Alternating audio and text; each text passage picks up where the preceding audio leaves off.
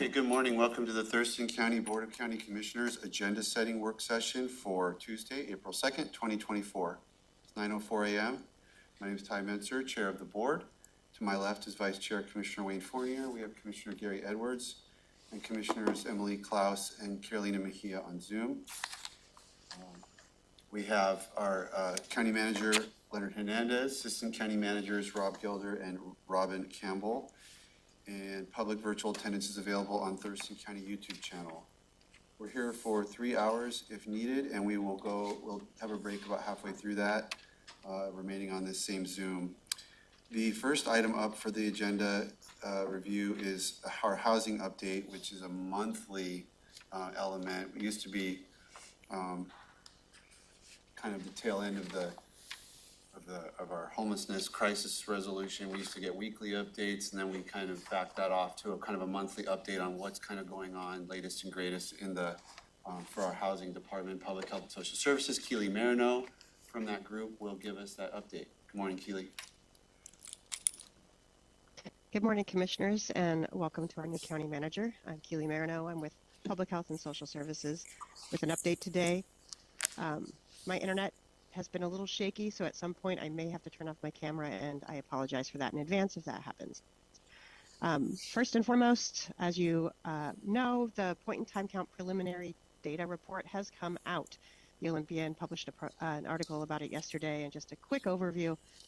There were 864 people that were counted. 417 of those are considered unsheltered or identify as unsheltered. Less than 100 of those are people living in tents or encampments. The remainder are people living in vehicles. 400 people in shelter. That increase in shelter is largely due to the Maple Court right-of-way, that hotel that was converted through right-of-way funds to emergency shelter for that initiative. The 47 were in transitional housing. That's up from 740 that were counted last year in the point-in-time count. Again, this is the point-in-time count is always an undercount for various reasons. Primarily, it's the coldest time of the year, darkest time of the year, and it's just a one-day snapshot. So we don't get a full picture of actually how many people in Thurston County are experiencing homelessness. However, we do have a by name list that our staff member Ariel Benson has been assuring being quality by name list. Meaning that it's as accurate as we have ever had a by name list, and that number all told across all subpopulations is averaging around 2,100 people per month. So nearly a 50% undercounting through the point in time count. But it is still a very valuable tool. It is demonstrating trends over the years of whether we are increasing the number of people living outside or in shelters, or if that number is going down. Of those who responded, 65.5% identified as being from Thurston County, 13.6% being identifying as being from neighboring counties, and 90 people of the unsheltered identified having lived in Thurston County for over 5 years, and only less than 40 individuals identified as being in Thurston County for less than 1 year. So that is the point-in-time count report. I'm happy to take any questions on that before I move on to the ERP right-of-way or the encampment resolution program. Yes, Commissioner Mejia? Thank you. I guess first of all, thank you, Keely, so much for breaking down the report. I am wondering, compared to last year, where are we at now, right? I think last year was around a little upwards of 1,000, right? And now it's 800. Like, is this just the impact of the right-of-way project? Kind of what factored into kind of that decrease? Well, there was an increase. So the point in time count from 2023 was 740 individuals at the end. So that was the number that was the final number after the deduplication process through Department of Commerce had been completed. So there was a slight decrease last year from the preliminary data to the official data. I think the increase in the number counted is reflective of how many people have fallen into homelessness, identifying as eviction and job loss being the two primary causes, generally speaking. And then also with the addition of the Maple Court, that's upwards of 118 rooms that can be filled at any given time. And I think that definitely increased the number of people being able to be counted because they were in place in a shelter that did not exist in 2023, I think, not in operation anyway. Thank you so much for clarifying those numbers. I just, in looking at them, I was like, oh, there was a decrease. And okay, so thank you so much for clarifying that. You're welcome. Chair? Yes. Do you have that in some kind of written form that you could send us, those statistical, that data that you just gave out? Absolutely. Be glad to do that.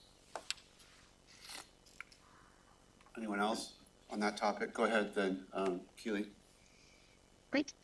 So the encampment resolution program, or what used to be known as the right-of-way initiative, has gone through a big transition in the last month. So we moved from it being a weekly meeting that was facilitated by the Department of Commerce and including all of our state partners to a local focused operational meeting every other week and a meeting with all of our partners at the state level and locally every other week. So on the first week when we're meeting just locally, that includes jurisdictions, Lacey, Olympia, Tumwater, Thurston County, as well as all of the contracted providers coming together to talk about the operations of the ERP or right-of-way program to increase data quality, to increase collaboration, to clarify processes and procedures at a local level. The following week, which was this morning, we met with our state partners and we facilitated that meeting and reported to them where we're at in terms of units available, how we are collaborating, where we are in drafting the new policies and procedures, and then worked with Department of Transportation with their updates, clarified some contract amendments. So it's been an incredible transition to this locally kind of, for lack of a better word, controlled conversation. It's just increased the ability to collaborate tenfold. So we're really excited about this development. In terms of the ERP, some updates are there are still 3 individuals living on the Desmond property, which is the Department of Enterprise Services property. There are 3 units that are being held for them and are being turned over. So once those units are available, my understanding is that those 3 individuals will be moved into those units. And then there are 2 unaccounted for on a by name list. So Olympia Mutual Aid Partners has a by name list with 2 remaining individuals from DES, and we are they're actively looking to find them to offer them housing. So there are some beds held for them at Maple Court. In terms of contract amendments, we've been awaiting contract amendments for New Hope Tiny Home Village, which is located at First Christian Church, as well as operational funds for the Olympia Inn. According to Commerce, we should be receiving those amendments this week. Finally, the Olympia Inn is part of the Encampment Resolution Program, a right-of-way initiative. It was purchased by Interfaith Works, the Department of Commerce, through ERP funds. They closed on March 20th. They've already gone through and finished meth abatement. They're just awaiting their report so they can move forward on just doing a little bit of remodeling.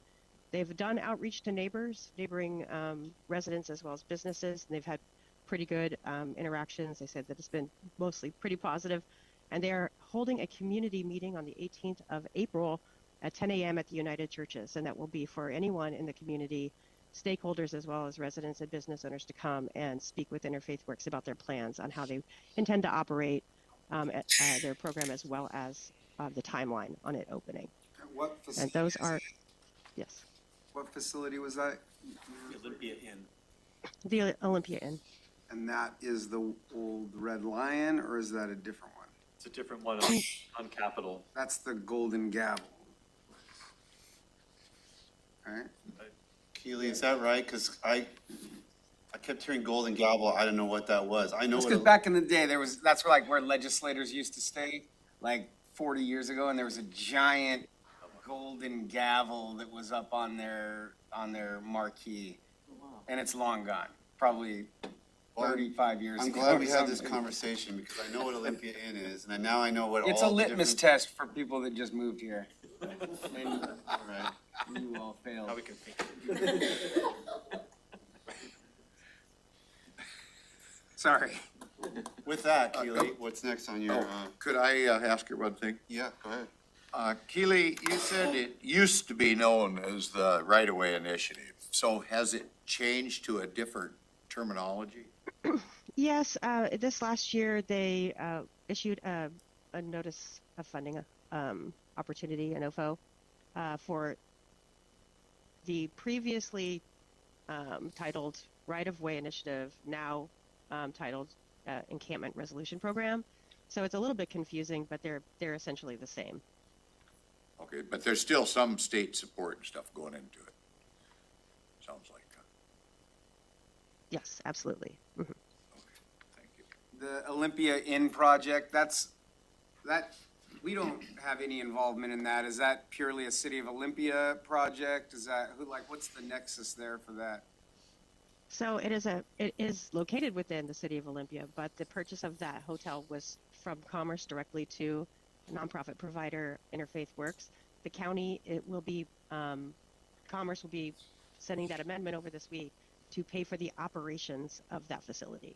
So we will be holding the contract for Interfaith Works to operate that program. Okay, it's not funded by the Mackenzie Bezos? Was that, I'd heard that there was money. No, that's a separate, really sought after grant that Interfaith Works was the top pick for. So, but unrelated to this program. Okay. Keely, your video froze there, and I really wanted to hear what you were saying, because I heard the same thing, that grant. So I'm sorry, I thought that grant was what facilitated this purchase by Interfaith Works of this golden gavel. Yeah. No, those are separate. So Interfaith Works was actually working on that grant for over 2 years. It's highly competitive, and they were the top pick. So that is a separate process. The hotel was purchased through right-of-way ERP funds. So they're going to do something else with this grant money? Yes. I don't know what it is, but they just were told that like 2 weeks ago. I was contacted by a constituent who represents a lot of downtown businesses, and there was concern or just comment made that there hasn't been a lot of outreach to kind of the other businesses in the area. So like you saying that there's a community event coming up sounds really appealing. Yeah. And what's the outreach effort to make sure that those businesses around there know that opportunity is coming up? Yes. So Interfaith Works did meet with that individual and came up with a plan. And then Interfaith Works staff did go around and doorbell essentially in downtown Olympia to the neighbors to provide that outreach, and have created a flyer, informational flyer, and I believe that was circulated. It's also going to be posted at site for the upcoming community meeting. Excellent. Mm-hmm. Anything else for Keely? Nope? Yeah, go ahead, Commissioner. Sorry, I didn't have a chance to raise my hand. I, again, just want to really thank Keely as she's taken over the right-of-way meetings, just doing a really great job and facilitating those meetings and making sure the information is kind of where it needs to be, and just the great spirit of collaboration. So just thank you, Keely, for that. Oh, my pleasure. Thank you. Thank you, Keely. Thank you. Let's go to item 2, HCP update. I'm assuming there's CPED folks behind me. Yeah.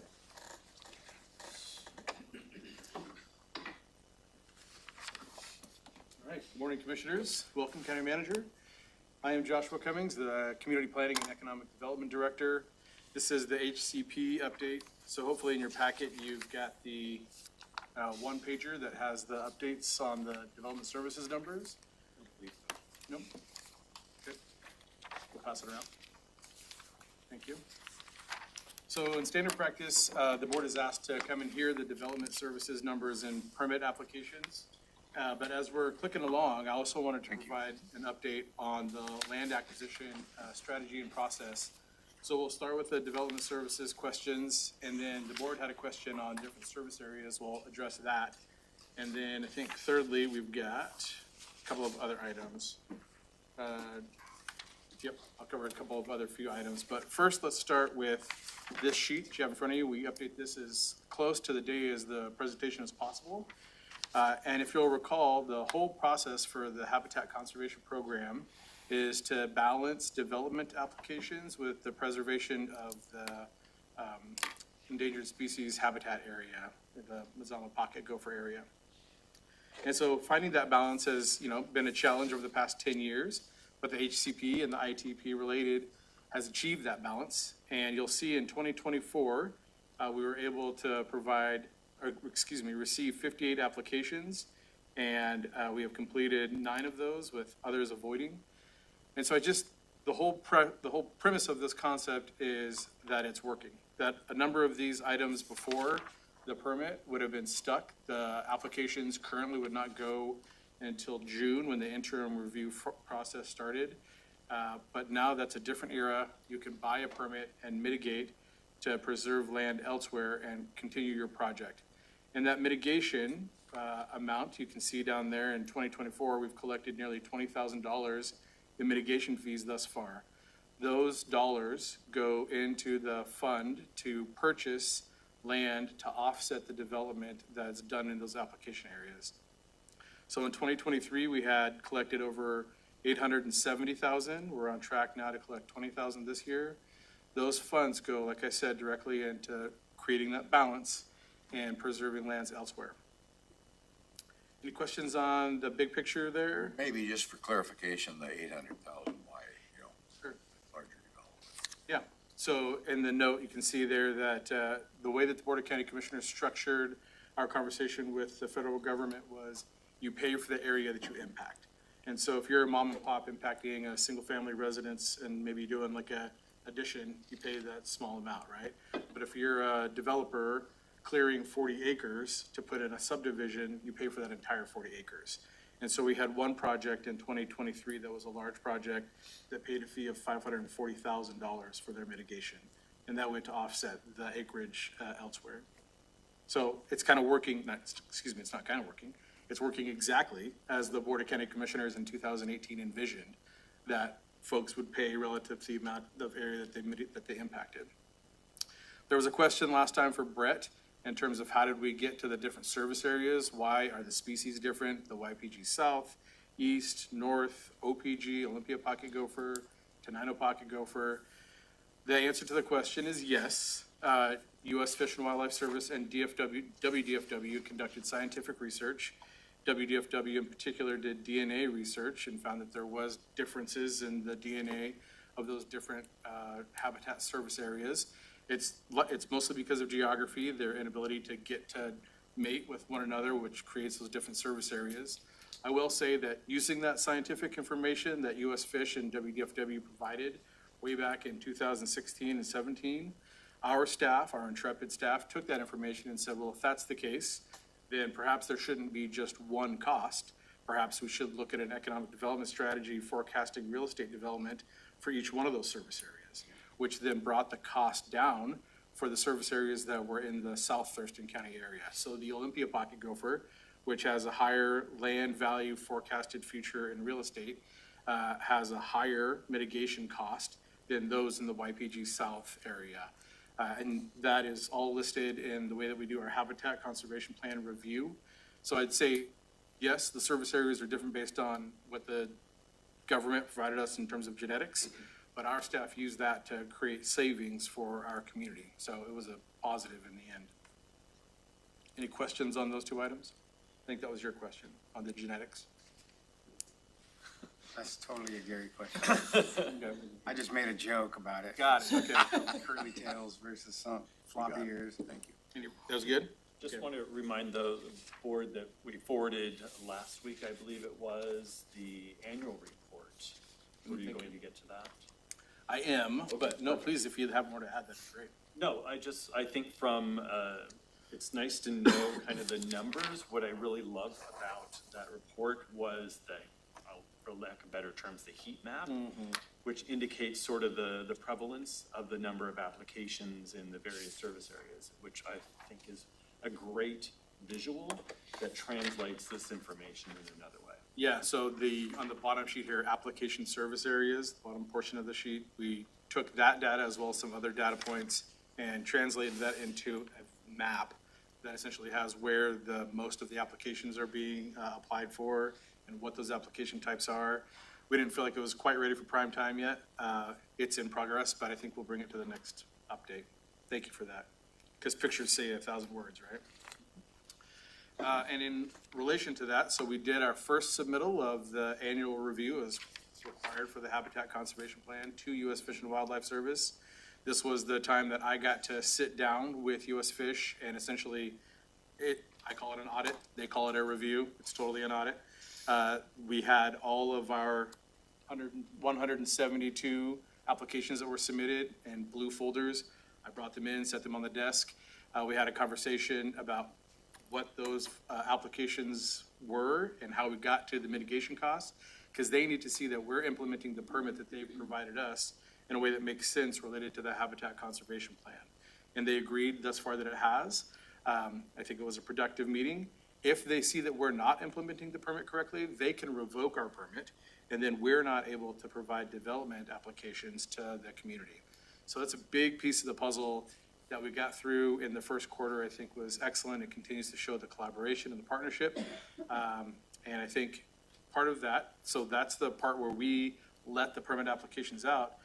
Shifting to the acquisition and easement, we also need to then purchase lands, purchase or get easements to mitigate the impacts of the applications that we let out. And so that's why Ashley is here. We wanted to forecast a couple of quick items in terms of land acquisition. Our target is to stay 10% ahead of the 2-year potential development area, activity for the different service areas. And that's the YPG South, Yelm Pocket Gopher South, Yelm Pocket Gopher North, Yelm Pocket Gopher East, Olympia Pocket Gopher, and Tenino Pocket Gopher. So those are the 5 service areas that we're looking for land to purchase or get easements on, as well as species areas for the Oregon spotted frog, the Taylor checker spot butterfly, and the Oregon vesper sparrow. And some of those share habitat aside from the frog.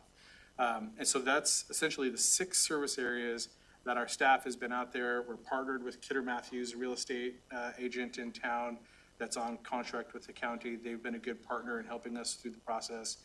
But we need to have the land in our acquired status or an easement for the U.S. Fish and Wildlife Service to continue to allow us to let the permits out for the development applications. Thus far, they've been a good partner in the process. They know that we're working in good faith. We don't have all of the service areas completely purchased, but that is still in process, and U.S. Fish is giving us the leeway to continue to let out the development applications. That being said, the reason that we have that good faith is because our staff has been so proactive in looking for that land. You've seen some of those land acquisitions come to the board in the past. To be nimble and flexible, because the market can be quick sometimes, we are going to look for an efficiency in the way that those purchase and sale agreements are processed.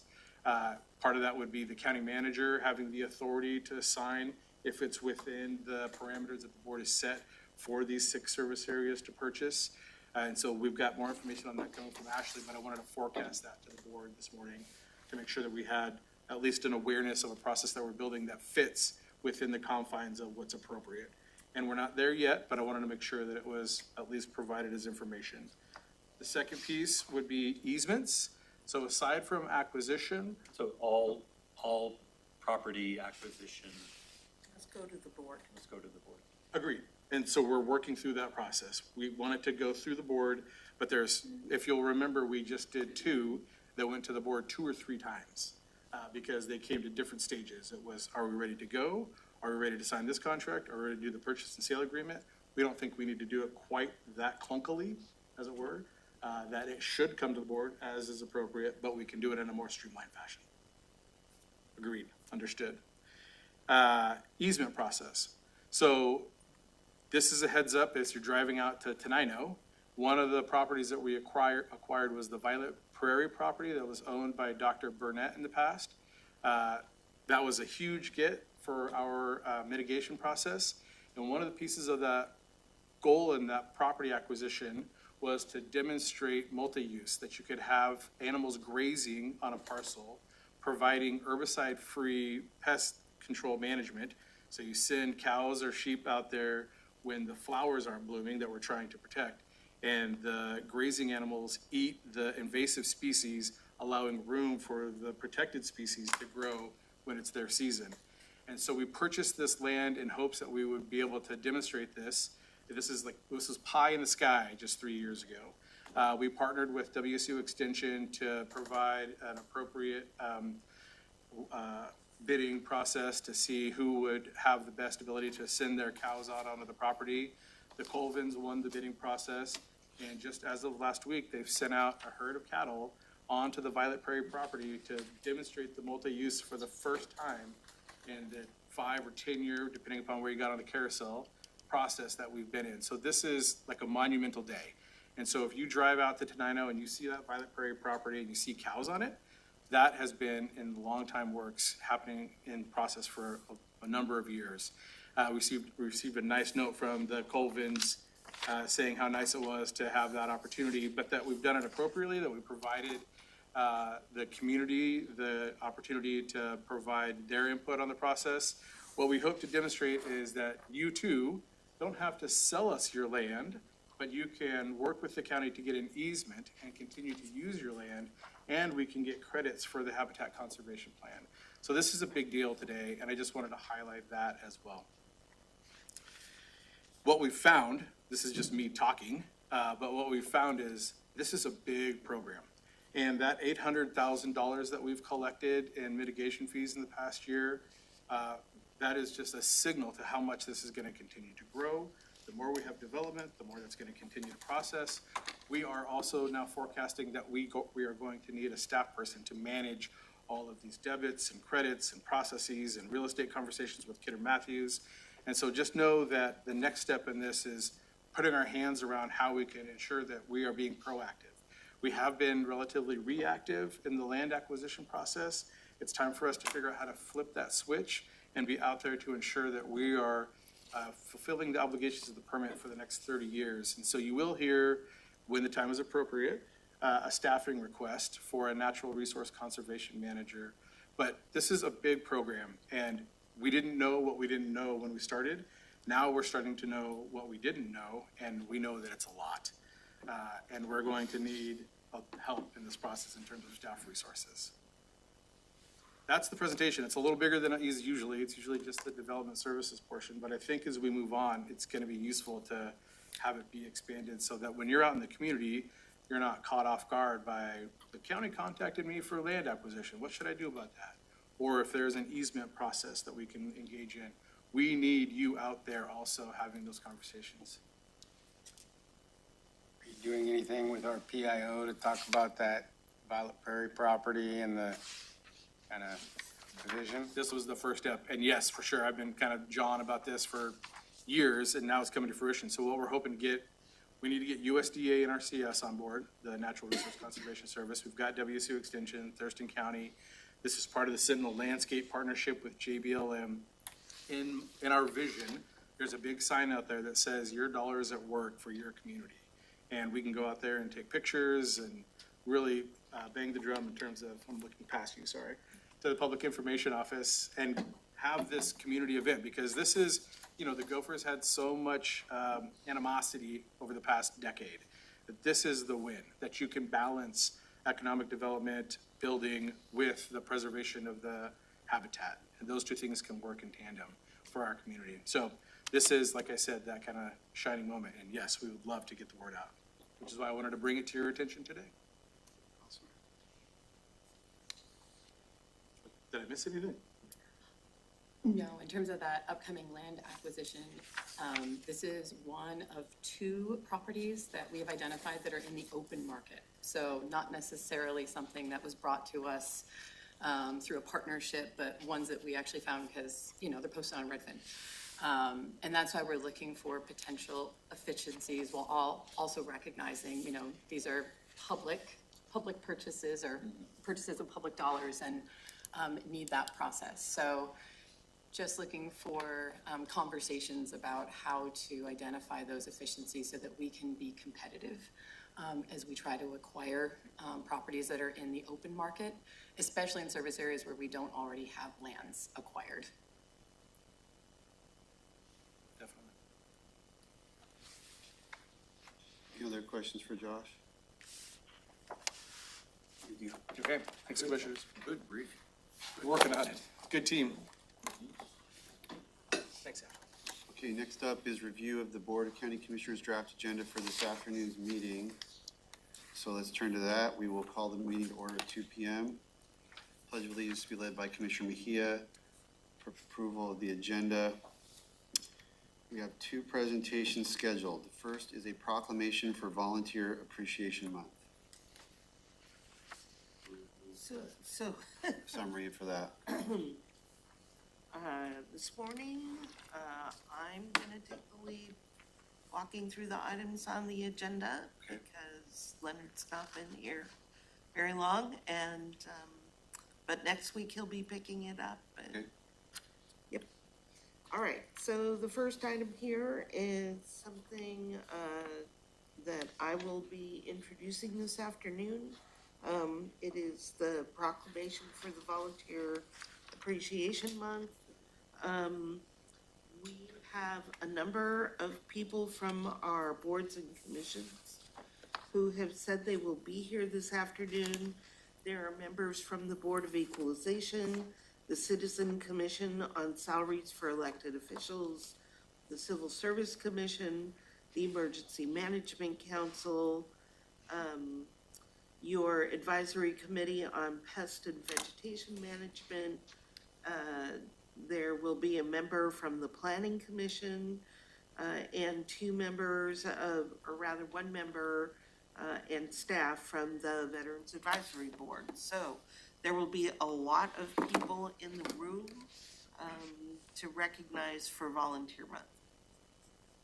And thank you to Amy for reaching out and letting people know that there was this opportunity. Okay, Commissioner Edwards. Do we have a rough number of how many volunteers the county depends on to complete its mission? Sadly, we do not know how many volunteers the county has, but we have a very broad number because we have people not only who volunteer to participate in our boards and commissions, we have many, many volunteers for many programs across the county. So we don't have an accurate number at this time. Well, it'd be almost impossible to quantify it, really, but I don't even just have a rough roughly, number yeah, at this time, not even a, Thank yeah, you. no, sorry. but it takes a lot, like you said, to make A it work. ton of people to get the work done. Okay, then we'll have a second presentation regarding Child Abuse Prevention Month. Yes, this one will be introduced by Gretchen Thaler, who, I think. She is. She's here, okay. I have a hard time seeing the screen from this angle. But go ahead, Gretchen, and let us know who will join us this afternoon. Okay, thank you. Good morning, commissioners, and welcome to our new county manager. And thank you, Robin, for all of you have done over the last couple months. This afternoon, it sounds like we're gonna have a very full house in there. We will have Kaylin Cecil from Prosecuting Attorney's Office, and then we will have Rocco Turbin, who is on the Family Education Support Services Board, who will present for FES, and then a few staff members from Monarch, including one of their therapy dogs, and then Dr. Joyce Gilbert from the Providence Abuse Intervention Center. I will introduce it, but I am not going to say much so that I can allow time for them. I think that's it. All right. Gretchen, have you coached them to please keep their remarks very short? Yes, I said 2 minutes per group. Is that too long or? No, that should be good as long as they stick to it. Yeah. Thank you. I'll try to give him a signal or something if it's going over. All right. Thank you. Questions from the board on public health presentation?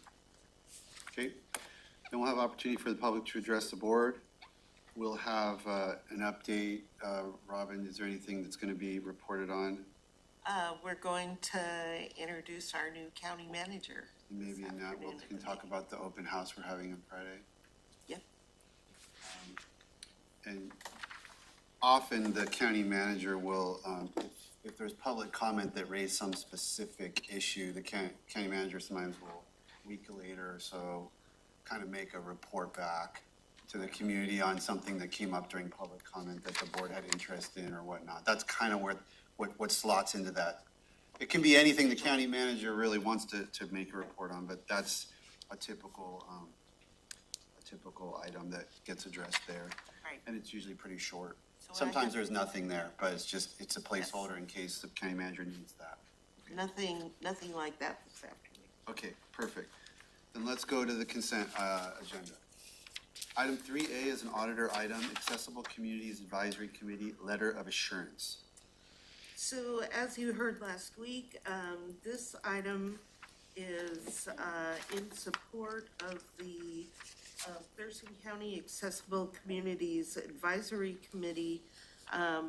This committee was established in 2011, and the board is required to submit a letter to the governor every few years, which affirms that the members are diverse and represent the community of people with disabilities and are knowledgeable in the barriers that prevent access to services.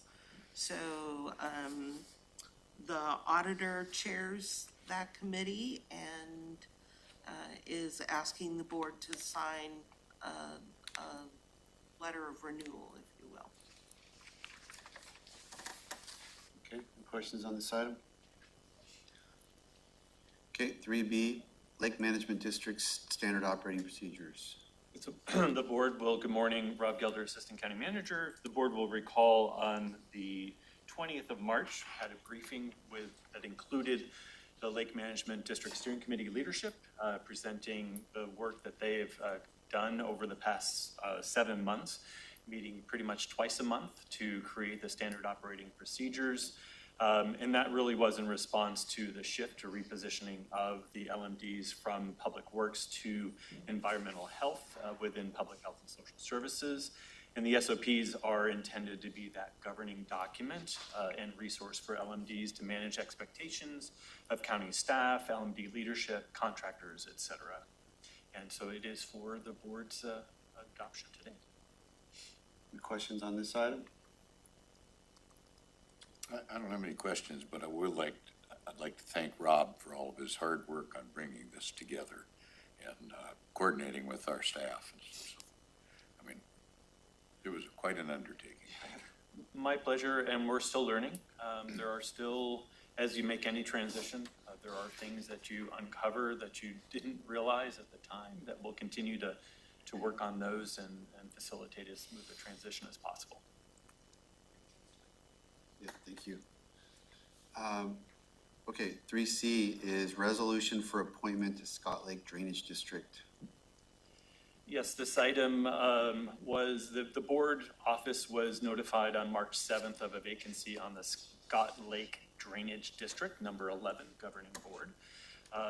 And I apologize in advance for probably mispronouncing the last name, but Mr.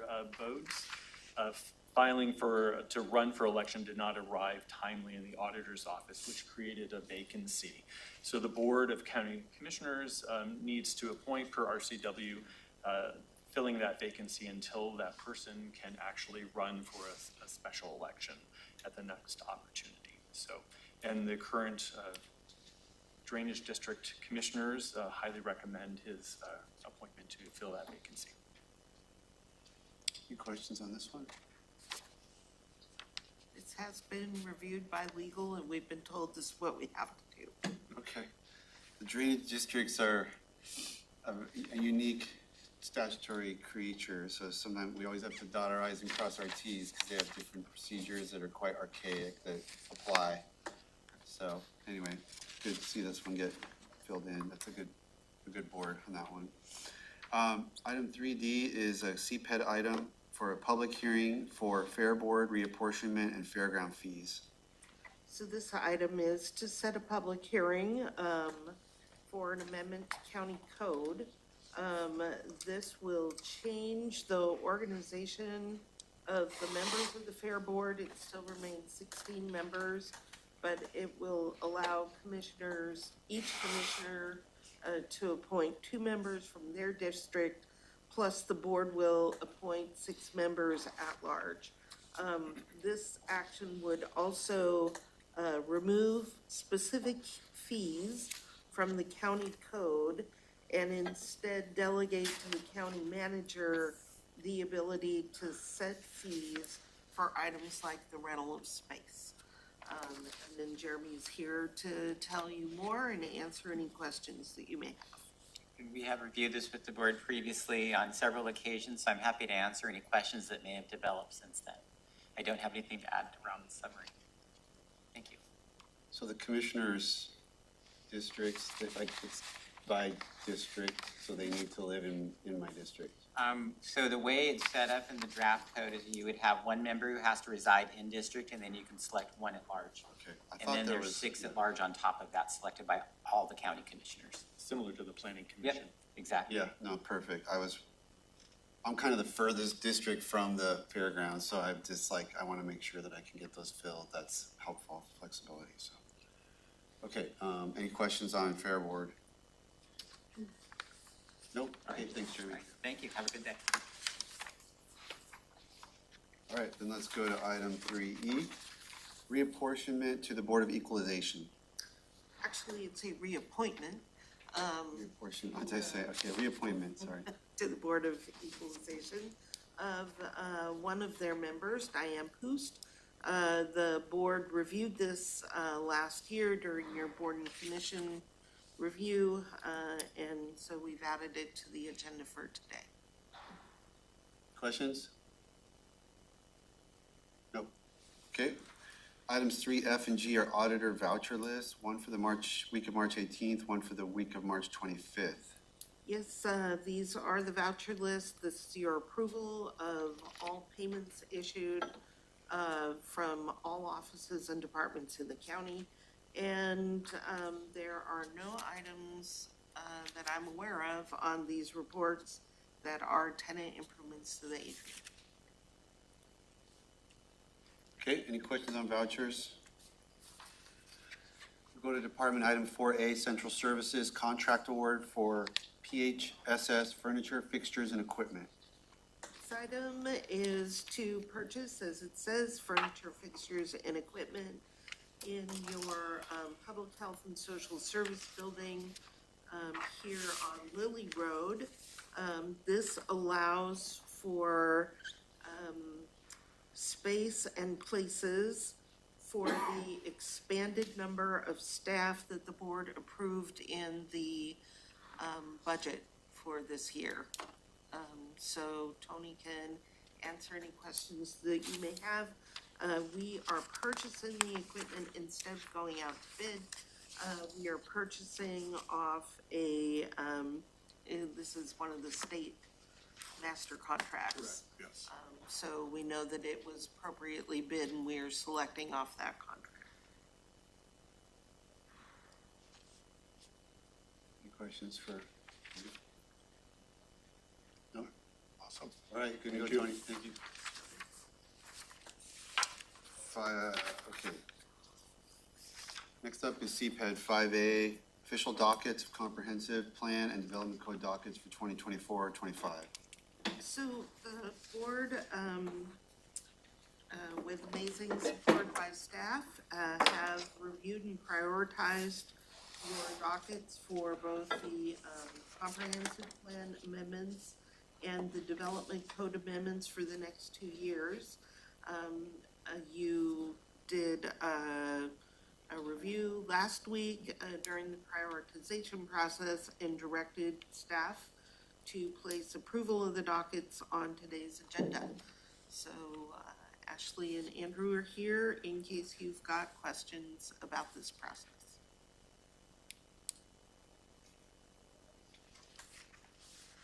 Questions? Went through all this pretty comprehensively, so, I have a question, if I may. yeah.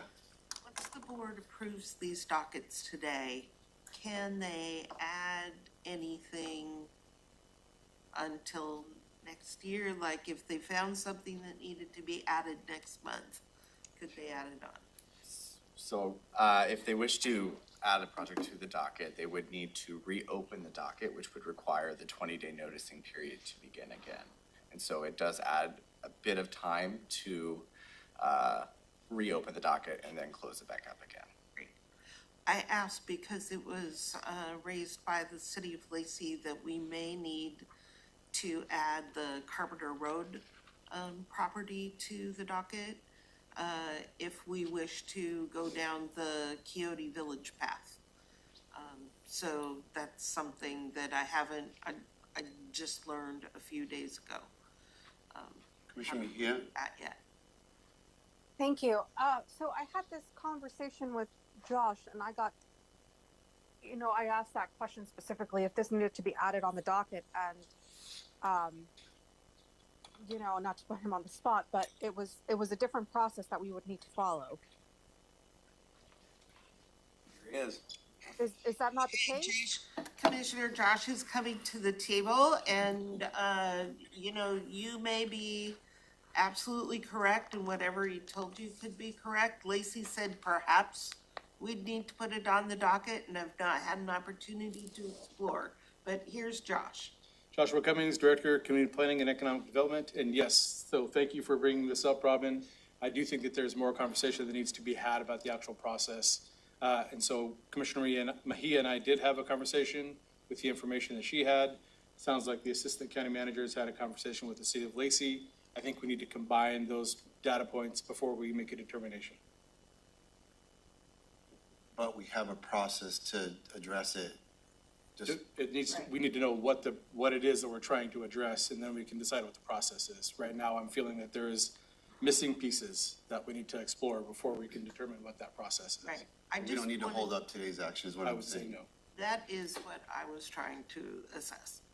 Yeah, and it sounds like we're good to go because should you need to add something in the coming months, you'll be able to do that. Without disrupting everything else. Exactly.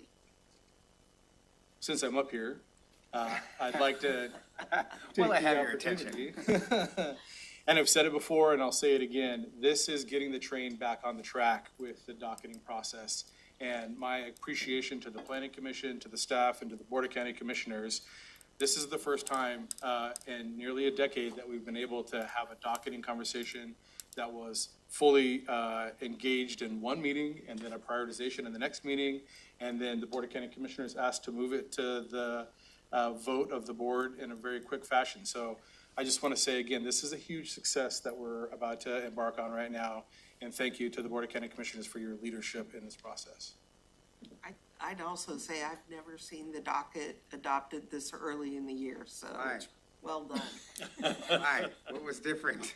Lots of things. A lot Just of a lot of moving contention. parts or contention? A lot of additional information that was needed. I think staff came very well prepared this time and had a smooth process designed Yeah. that assisted the board in making the decisions that you needed to make. Excellent. I mean, and we didn't have as many, because we It's true, too. cleared out some backlog right. and the new applications were not, were a modest number. We weren't so overwhelmed by all these different new proposals that we didn't quite understand. I mean, And then you didn't have to merge, Right, respect the old and merge the new. and- yeah, it was just like, we Right. knew what the old ones were about and the new ones were like really small handful. So we were able to get our brains around them and fit them in. And so I don't know, it seemed to.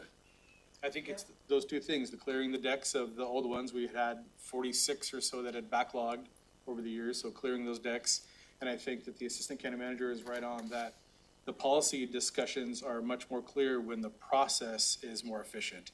And staff was able to make a much more clear and efficient process this time, which made the policy discussion, I think, much more expedient. I'd also say that at the end of last year, you adopted some huge things That's that right. had been hanging out for years that were required to be done. So what you wanted to do this year wasn't competing with a lot of things that were required by law. Thank you.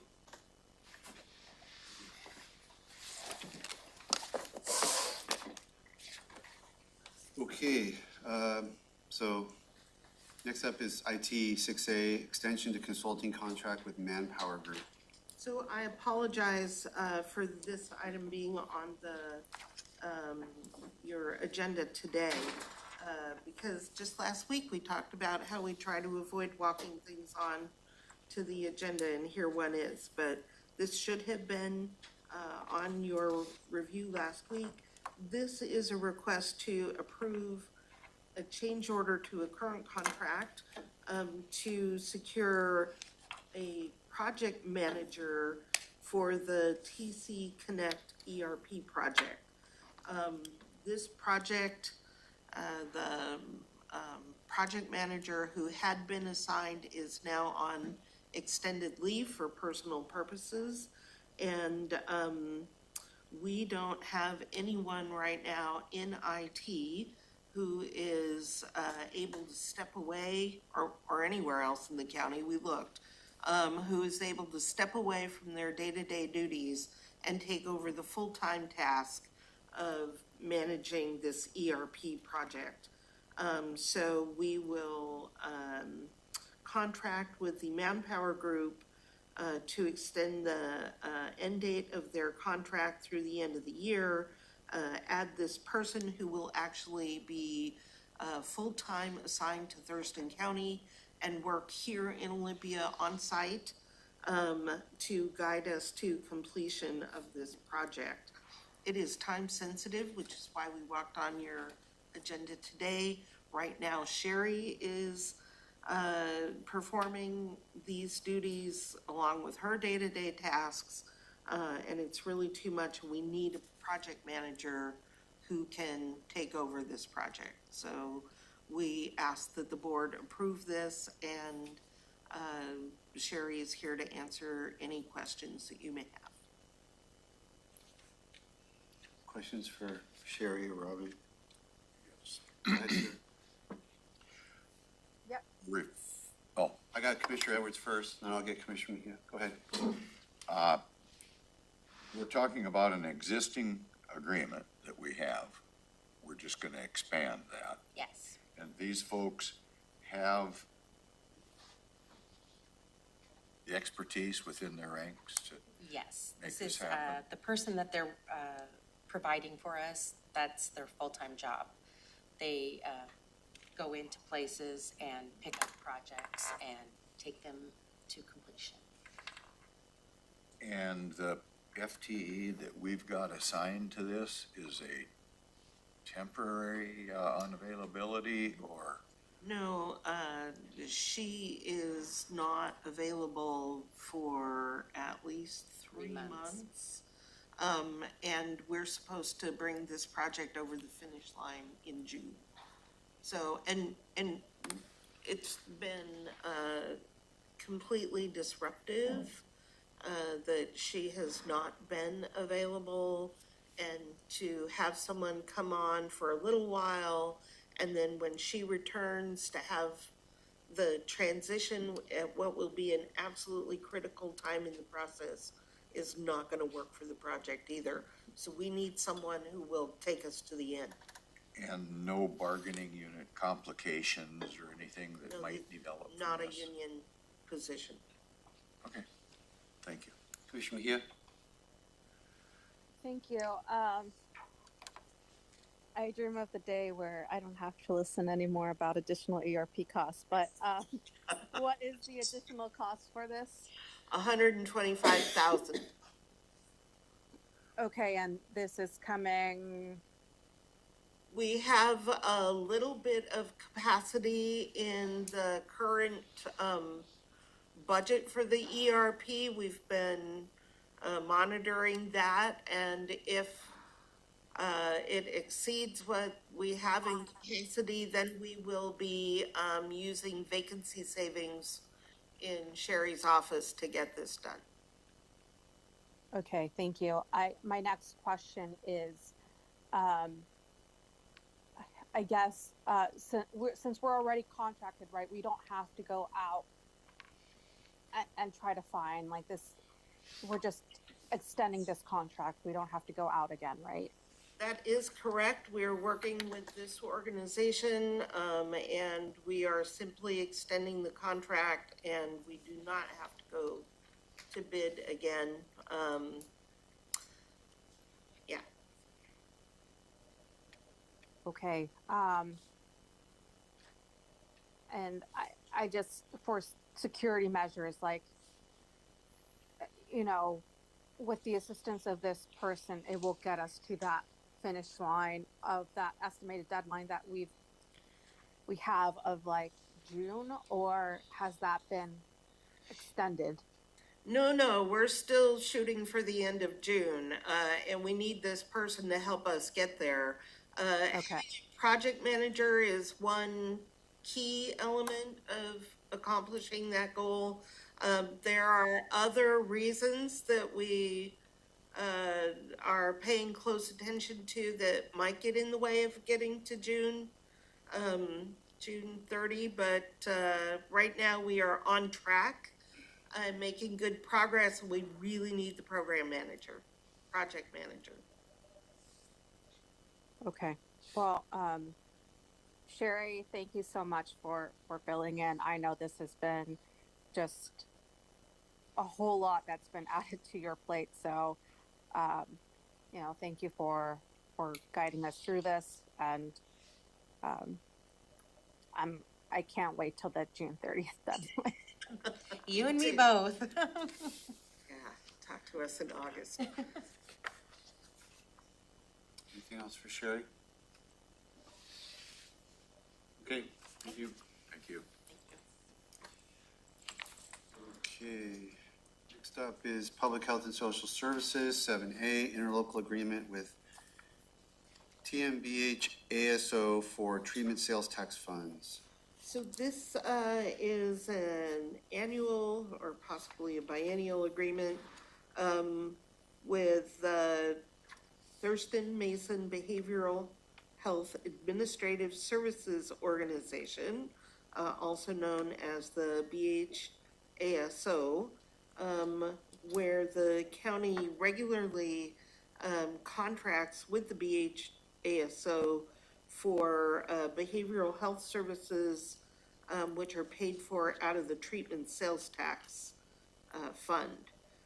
So this contract is from January of 24 through December of 25, and authorizes the contract to be signed with any amendments not to exceed 10%. And Shaylin has been patiently waiting her turn to answer any questions that you may have.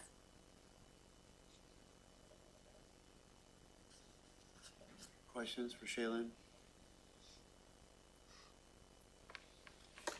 I guess I do, okay, is this just an amalgamation of all the different funding awards that came through the process that we went through, and it adds up to 7.5 million, so we're executing that contract? This is specifically those items for the BHASO. Yep, everything we contract for from them, all bundled together. Okay, so the decision-making was all taken care of. This is just formality. Okay, anybody else? No? Thank you, Shaylin. Okay, thank you. Have a good day. 7B is a contract award for Lake Management District submerged aquatic vegetation control. So I believe that this is a contract to procure the services of this company Aquatechnics, to provide for, treatment of, submerged vegetation in your lakes. And, this contract will create a fee schedule, so that we can purchase only those services as needed at a set rate. And Stuart's here to fill you in and answer any questions. Yeah, so this is the RFP that we issued a while back, and we got two proposals, one from Aquatechnics, another one from a company called Northwest. And the Lake Management District Steering Committee members met to discuss. They independently scored these, and the consensus was that Aquatechnics would move forward. So we're just asking permission to move forward so I can start negotiating a contract with Aquatechnics. We have a tight timeline. I'm trying to get this done in the next few weeks so that they can start work. And so I'm pretty confident that we should be able to do that. Questions for Stuart? Nope. Okay. Go. Thank you. 7C, Amendment 19 to Washington State Department of Health Consolidated Contract. So this item is an amendment to the contract with the Department of Health, Washington State Department of Health. And as you know, our contract with the Department of Health is for a wide variety of services. And we have regular amendments. So this is amendment number 19. And this amendment adds $30,000, just over $30,000, to a $20 million contract. These items, or this money, can only be used on very specific programs. It is not flexible for the board to decide how to spend it. And those programs are the beach program, and then someone will have to tell us what the ELD COVID-19 response program is. Somebody Yep. will, I can tell you what the beach program is. So that's the Marine Beach program that was started in California years ago. It's a federal program passed through to the state that we use to, in this case, we monitor Burfoot Park, the swimming beach there, for enterococci bacteria during the summer to protect public health. So this is ongoing funding, been going on for years. And the other part for environmental health is the Group B money that's passed through to us to help us manage the Group B water systems in Thurston County. The state manages Group A systems above 15 connections. We manage systems between 3 and 14 connections, essentially. And so we have an active program that permits these systems, and this is money to help us with that process. Thank you. Questions? And David's online if you have any questions about the COVID fund. Any question? Doesn't sound like it. So, David, Right. thank you. Thank you for being here, David. Final section of the agenda is Public Works. We have 4 items. 8A is request for proposals for transportation safety plan. This first item is approval to issue an RFP to purchase the services of a consultant who will assist with the writing of the safety action plan. And Matt is. I am filling in for Becky. Okay. Becky is on a well-deserved family vacation. So our current safety plan does not meet federal requirements. So this consultant will bring our plan up, go through the public engagement process, evaluate the transportation system for equity opportunities. We're also going to be adding some technical information. In the past, we've kind of focused in on corridors because most of our KSI killed or seriously injured collisions are on corridors, because with county roads, most of our fatalities or serious injuries are people driving off the road and unfortunately hitting a fixed object such as a tree or a telephone pole. But we also know that we have KSI collisions at intersections too. And so this will give us an opportunity to get a list of project improvements for intersections as well. So when future opportunities become available, we can go after those opportunities. And the way a lot of the federal grants are going is that you have to have this action plan in place and select a project from that action plan and eligible to be eligible for the grant opportunity. Commissioner Edwards? How much are we talking about?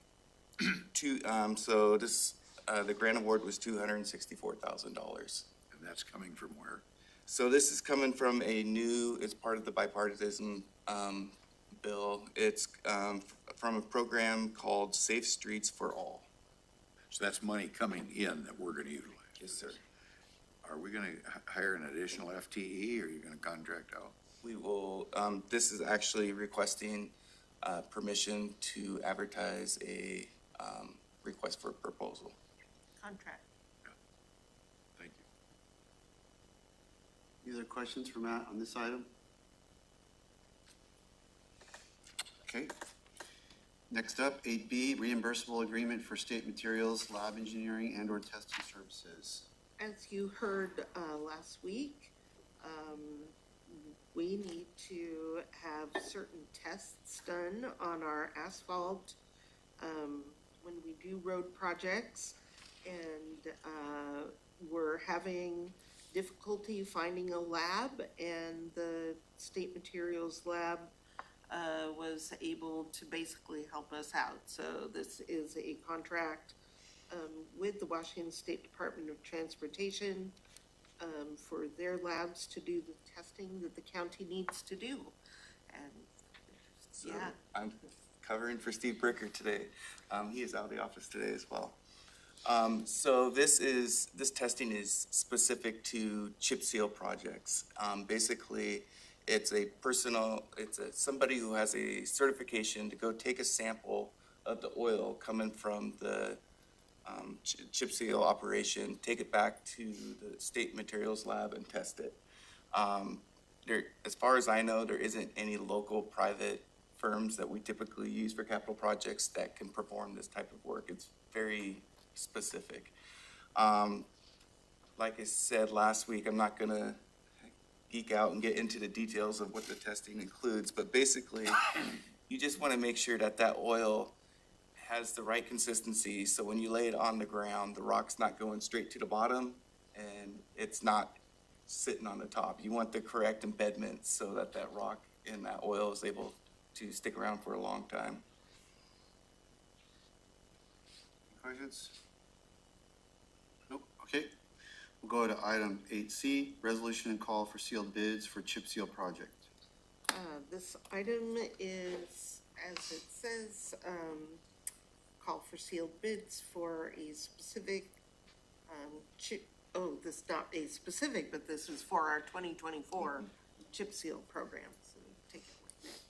So this is a exciting item. So we have 65, we're requesting permission to advertise a contract for 65 miles of chip seal in southwest Thurston County. As I've mentioned before, we always try to do more chip seal than overlay, try to get ahead of those pavement conditions, because a chip seal is $65,000 to $75,000 per mile. Whereas if the pavement gets in a bad enough condition, then you have to spend more than $300,000 a mile to do a surface overlay. The estimated cost is between $4.5 to $5 million. This work is anticipated to begin. You can kind of count on chip seal always beginning the first week after the 4th of July. That's typically when we get our first good hot weather, which is critical for a chip seal operation. Questions on chip seal? Nope, okay. 8D, resolution for temporary closure of Wattle Creek from 90th to 86th. So a few weeks ago, during one of your briefings, you heard about upcoming projects that would require road closures, and that those must authorize the road closures. So again, this is the first of those projects coming to the board for authority to temporarily close the road. So, yeah, this is the first of 4 projects that involve a road closure. We always try to avoid road closures, but sometimes the circumstances just don't allow us to avoid a road closure. In this case, on Wattle Creek Road, we have 3 culverts that need to be replaced, and they're very deep, 10 to 15 feet below the road. So obviously, it's a big hole to open those up and remove the old pipe and put the new pipe in. So keeping the road open just wasn't an option. So with any road closure, we always get out in front of it. We make sure we're speaking to emergency services and other affected stakeholders, local community, mail service, garbage service. There's a lot of different people that we have to reach out and coordinate operations with. We'll put something up on our webpage. We'll put out a press release. We'll do social media. We'll also strategically place electronic reader boards in the field for a week or 2 before the project so that local residents have to drive past those signs. They'll had to have seen the message before we actually close the road as well. And a detour will be provided. So, yeah, go ahead. How many miles are gonna be closed of this roadway before you've got the ability to turn off and make a detour? So the actual closure itself, I can't give you an exact mileage, but I would say it's a mile or 2 of the roadway will be closed. Now, keep in mind that local traffic will still be able to go around the barrier and access their driveways. Just not that many roads around there that. That's the problem with this, because you got Capitol Forest on one Right. side of it. So obviously, unless you're putting people out in the Forest Service roads, there's not a quick way around it. So this is one of the lengthier detours. But the only thing we can really do is get that message out there so people know they can prepare for the delays and plan accordingly. Thanks. Postcards have gone out, I think, or Will be going out. Yeah. You'll get permission from the board first. And these are just basically a replacement in kind, right? That Yes. because of the age of the culverts, it's not about fish passage and all that. Exactly, and this is on one of the routes that we're gonna be chip sealing, so obviously, from a public perception, one of the worst things you can do is put a brand-new surface treatment out, and then a couple weeks later, go and cut it up and dig it out. So we wanna make sure we get out in front of that chip seal project, so that's how we selected the time frame on this. So when you say that the culverts are that far under the road, I'm remembering the picture that you've shown us at Country Club where there's this huge, is that what it looks like? Like the road's here and there's a big bank of dirt and then the Yeah, culvert's except that way one's about 50 feet. Oh, okay. 10. Okay, so it's just a matter of, Yeah, and so, that'll be closure number 3 that I come to you about. And yeah, you can't remove 50 feet of fill and keep the road open. It's just not an option. but we've seen in great detail, the detour on that one and it's not That one's a much more manageable super, detour. yeah, not super big deal, like 4 minutes or something. Okay, any other questions on this one? Okay, Wattle Creek, thank you, Matt. Thank you. That concludes Public Works. We have standing items where the commissioners will give reports and then the, Assistant County Manager will walk through our combined schedule. And then we'll adjourn. We have a public hearing, which we'll take up right at 3:30 and pause the board meeting if necessary to address public health and social services. I don't expect a lot of public comment on this, but there is a hearing regarding expansion of the Veterans Advisory Board membership. Mark Moffitt is here from Public Health and Social Services, and we've talked about this a few different times, but Mark, anything you need to let us know about? No, just myself and the chair of the advisory board will be there in case there is public question, or there are public questions. Have you received any written comment or anything so far? We have not, no. Okay. Any questions for Mark on the public hearing topic? Okay, thank you, Mark. You bet. Okay, so this was our second review of this, so that was pretty smooth, although there's quite a few business items. Next up then would be reviewing proclamations and awards. And Clerk of the Board, Amy Davis, is passing something out. Give her a second to do that.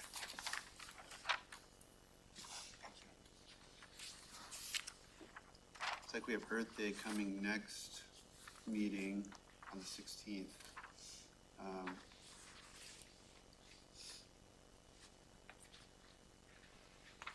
And our two that we already reviewed for today. Good morning, Amy. What do you got for us? The proclamations for Child Abuse Awareness Month and Volunteer Appreciation Month are included in your packet. We are drafting the Earth Day proclamation now for later in the month. I have no further updates other than what Robin shared earlier. What did you pass out to us? Just This is for boards and commissions for the next. for the next item. Okay. So on proclamations and awards, and I know on Earth Day, just to get ahead of that one, we usually, not usually, but we have had some students from the Marshall Middle School. They always do some kind of impressive Earth Day project and stuff. I don't know if they're still doing that, but that might be a place to reach out to. Bob Barnes and the Tom Condon is the teacher over at Marshall Middle School that coordinates that project. So that's one idea, if you didn't have anybody else. Yeah, I recalled them coming in the past, but couldn't remember. I think we've had people in the past from the Procession of Species too, which would be kind of interesting since that's coming back this year. So that's another potential option of bringing somebody in. Reach out to those Okay. folks. Any questions on proclamations and awards for Amy? Okay, then we'll go to next item, which is advisory boards and commissions. I do not have any applications or resignations to share at this time, but I did want to use a minute to share some updates.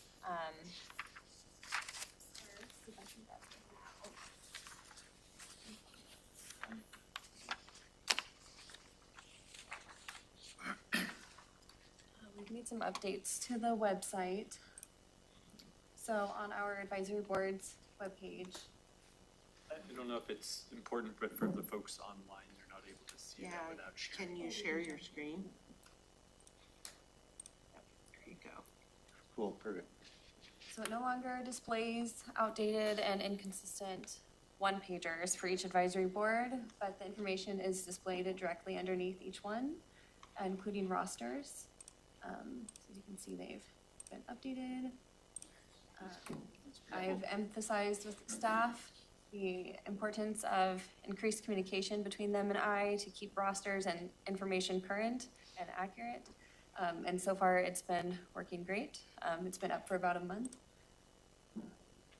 And then I am working with external folks now to update information listed under theirs.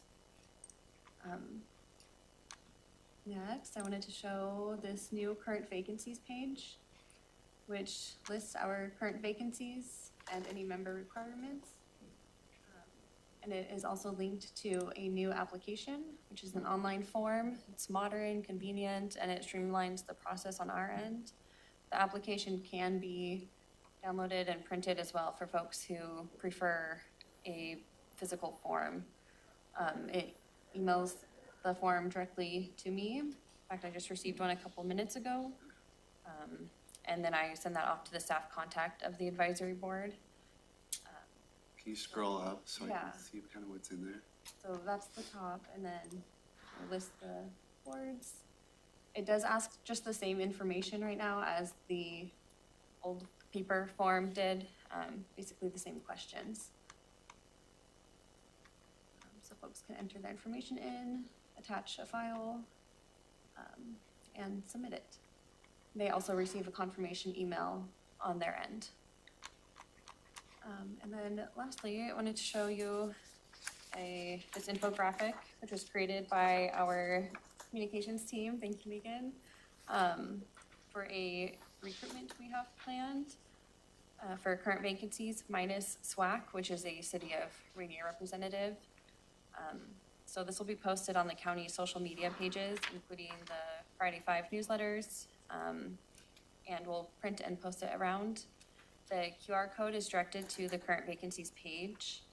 And I did include a deadline of April 25th, not because we actually have a deadline, but because it expresses urgency and encourages folks to take action sooner. And that timeline will allow me to review the applications prior to the first agenda setting in May and bring those to you and go from there. Could you go back to the Yes. advisory committee page? So just a few updates, happy to answer any questions. So where would citizens find this link on our website? So folks are on our website, on the homepage. You can come down here and select apply to advisory boards. That takes you directly to the application, or you can browse through the elected offices to the Board of County Commissioners page, and then select boards and commissions. That will bring you here where we have the application, vacancies, handbook, and the committee profiles. That's great. Committee profiles are such a monumental leap forward Yeah. from where we were Certainly. at. So. Okay. Well done. Yeah. Stop sharing. That is all I have today. We don't have any applications for the board to review. Okay, thank you, Kim. Thank you. Okay, it's 10, let's do PO check-in, and then we can take a break before our executive session. So, PAO. Good morning, Commissioners. Megan Porter, Communications Manager. Just have a couple updates for you. April is County Government Month, and we're going to start sharing social media posts today to include 10 videos from staff showcasing why they work for Thurston County. These will also be linked in our Friday 5, so if you haven't yet, please remember to sign up for our weekly newsletter.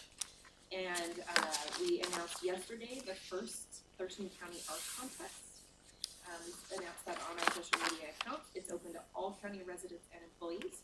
So if anyone would like to submit a piece of art, please find the information about the contest on our website or through Twitter, Instagram, or Facebook accounts. The deadlines to submit is May 31st.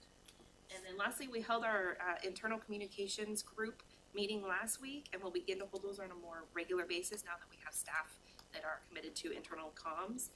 The goal of these meetings is to ensure that communications across the county is more coordinated, and then we'll also offer some training opportunities and more room to share our work, lessons learned, and experiences.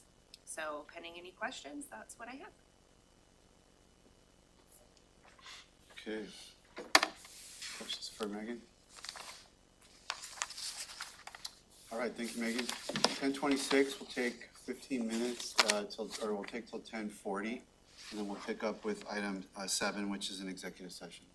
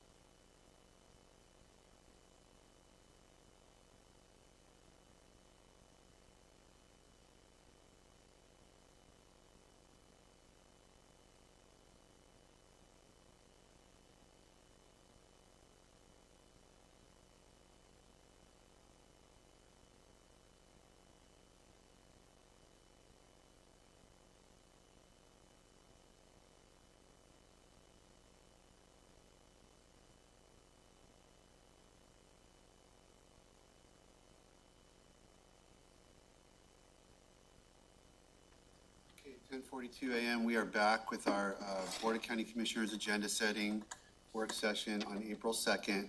We are picking up with items 7. First of which is an executive session pursuant to RCW 4231.10.1I to discuss with legal counsel representing the agency matters relating to agency enforcement actions, or to discuss with legal counsel representing the agency litigation or potential litigation to which the agency governing body or a member acting in an official capacity is or is likely to become a party when public knowledge regarding the discussion is likely to result in an adverse legal or financial consequence to the agency. Estate of Garrett Miller is the broad topic. We have 60 minutes. Is that, I'm looking at, that's about right. Okay, so we're gonna estimate 60 minutes for this. Commissioner's action may follow. So it being 10:43, we'll be in executive session till 11:43.